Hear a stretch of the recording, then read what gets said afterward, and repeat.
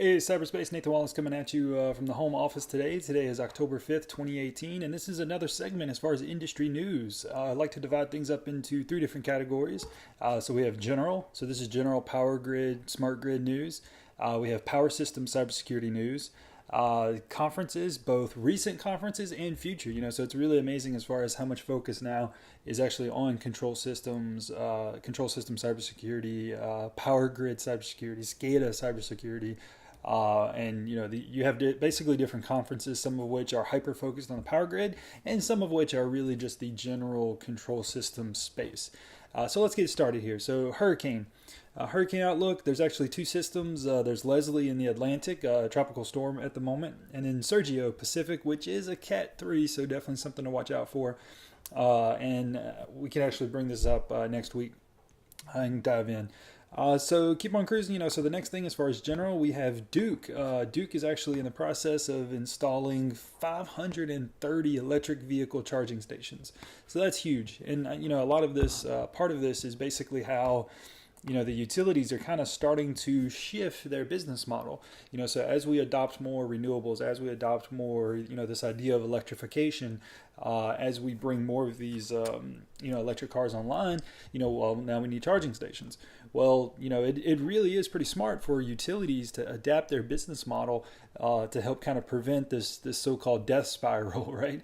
Where, as more customers are using renewables, well, the business model is, sell power. Well, so what happens then if more renewables and battery storage come online? There's actually, of course, other revenue streams for utilities besides just selling power. But this is an example as far as, kind of adapting the business model. So yeah, like I said, 530 electric vehicle charging in Florida. Study grid integration. So, this has to be studied, the power flow analysis, your planning. This is why utilities have whole departments dedicated to planning to figure out, what is the impact?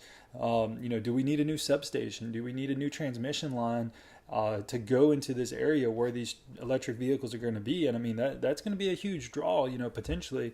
No pun intended, right? But 530 electric vehicles, a lot of connected storage. And then what can you do with that? So we'll actually come back to that in another topic here in a little bit. So the next one, Washington regulators approve tight rules on community solar. So what is community solar?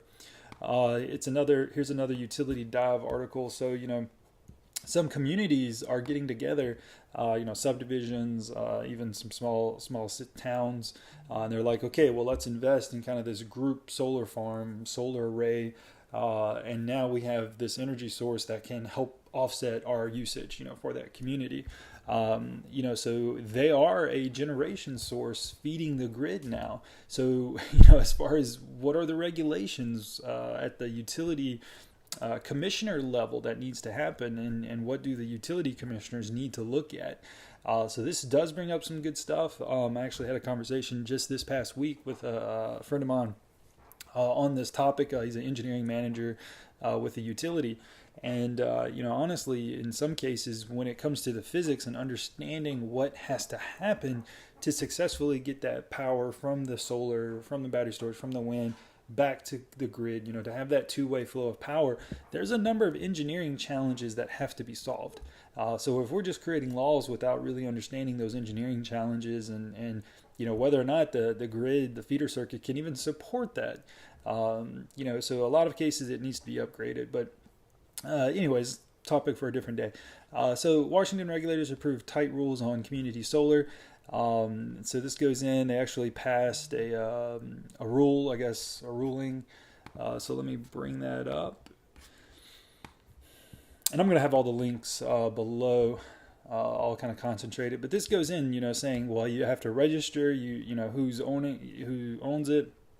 Some definitions. So once again, this is the Washington Utility Commission, I think Utility and Transportation Commission.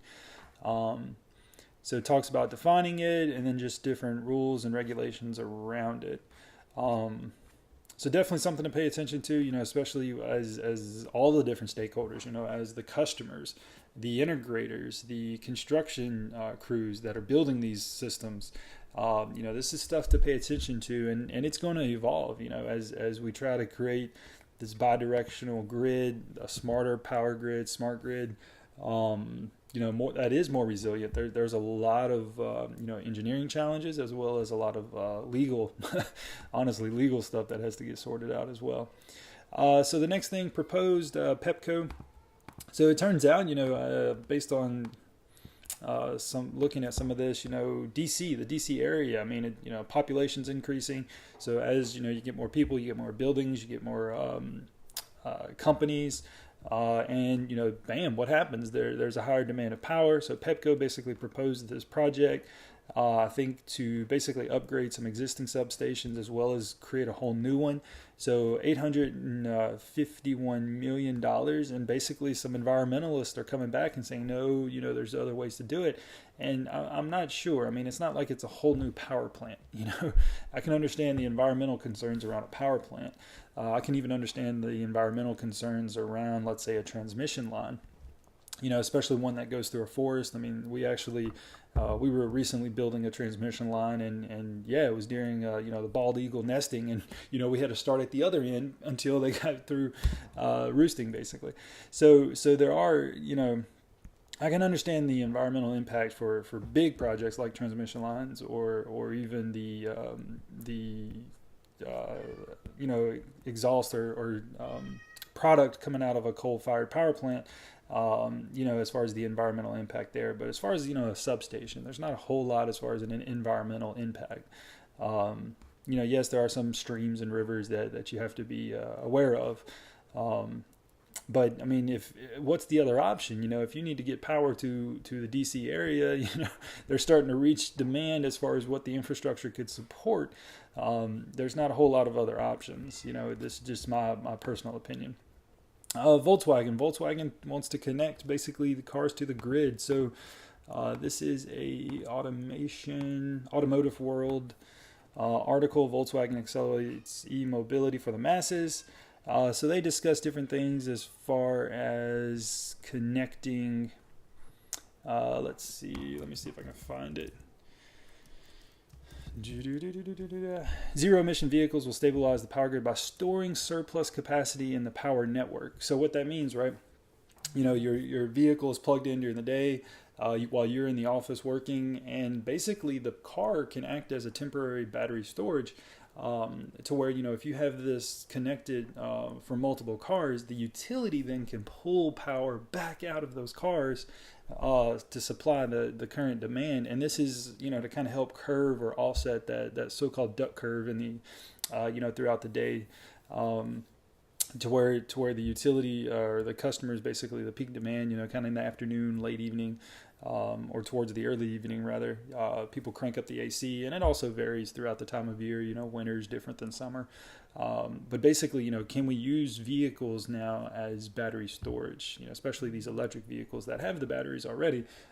So what that means is, you have to have increased communications, for the utility, the connecting utility to reach all the way down, right behind the meter, reach all the way down into the vehicle to pull that power back out, to pull those electrons back out.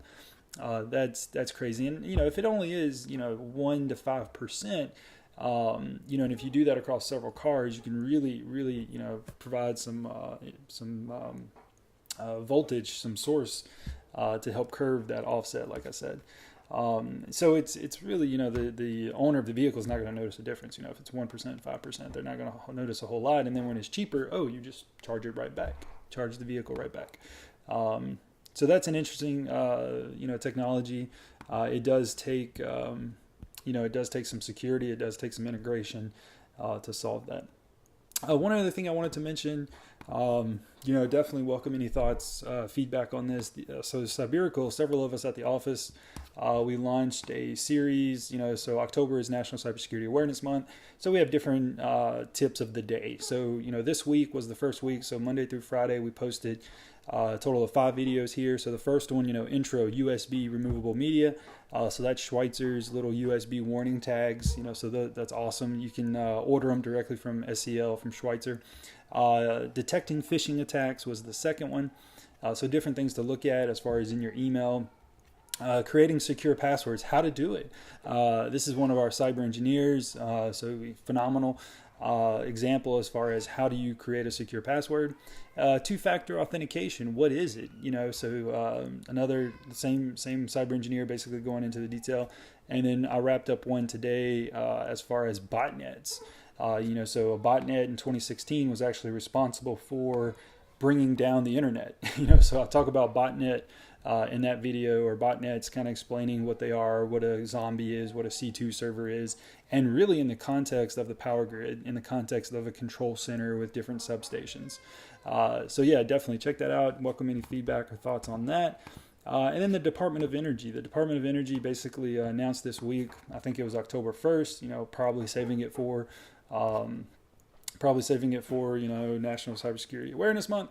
But anyways, they announced $28 million in funding, and I'm kind of hit or miss on some of these projects, even throughout the past 20 years, as far as the federal tax dollars investment in power system, power grid, critical infrastructure, energy sector, cybersecurity, and because a lot of it is the R&D versus the RD&D development. And do we really need another widget? Do we really need another plug-in device, sold by some vendor XYZ? Or is it or are there bigger challenges? And I'm not talking about just the policy challenges, because a lot of that is at least it's trying to be solved by the regulatory, the NERC SIP stuff. But as far as the engineering, that's not going to be solved by some product or some widget. That's just going to be thrown in the market and charged, and the asset owner at the end of the day, do I really need this widget? Do I really need this product or device, this plug-in thing? Or am I just going to be bombarded by more alarms and more events? And how do I interpret that stuff? I mean, so I think honestly, this is my personal opinion, a lot of this is engineering challenges that we need to solve. It's not going to be some plug and play solution. It's definitely not going to be some plug-and-play solution.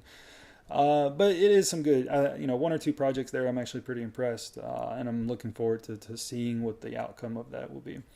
So another thing, NERC SIP, Project 2018-02. So FERC basically wanted NERC to come up with a requirement that says, okay, not only successful attacks have to be logged and reported, but basically any attempt has to be logged and reported. So any failed login, each failed login has to be logged, audited, and reported. So this is the basically SIP, Critical Infrastructure Protection Standard 008, Cybersecurity Incident Reporting. So right now, basically, it's in the comment period. So 20-day formal comment period for SIP 008-6, Cybersecurity Incident Reporting and Response Planning, is open through 8 p.m. Eastern, Monday, October 22nd. So we have until October 22nd, basically, to come up with some comments. They're welcome, right? Comments are definitely welcome as far as feedback on this new standard.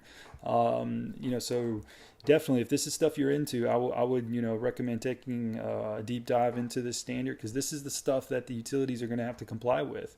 So if you're in the industry, or even if you're not in the industry, it may be interesting to try to dive into this and really look at, okay, what are these standards? How, what's inside? And to really think about, and this is always where I try to bring it, how would it be implemented? How could it really be implemented? What's the impact as far as trying to implement this standard? So I think that's very important, especially as these things are being drafted. Let's see, keep on cruising. So conferences, recent, the IEEE PSCC, so that's the Power and Energy Society, Power System Communications and Cybersecurity group. So they have several working groups creating industry standards and best practices. The ICS Village, Hack the Capitol, was also a couple weeks ago, and then the MRO Security Conference. Future, we have the Texas Cyber Summit, actually coming up next week, towards the end of next week. GridSecCon, S4, and DistribuTech. Big thing coming for DistribuTech as far as, it's here in New Orleans. So definitely, Mardi Gras is going to be a good time. So I hope this is helpful. Hope you enjoyed it. This is Industry News, October 5th, 2018. If you have any questions, comments, feel free to comment below or subscribe. So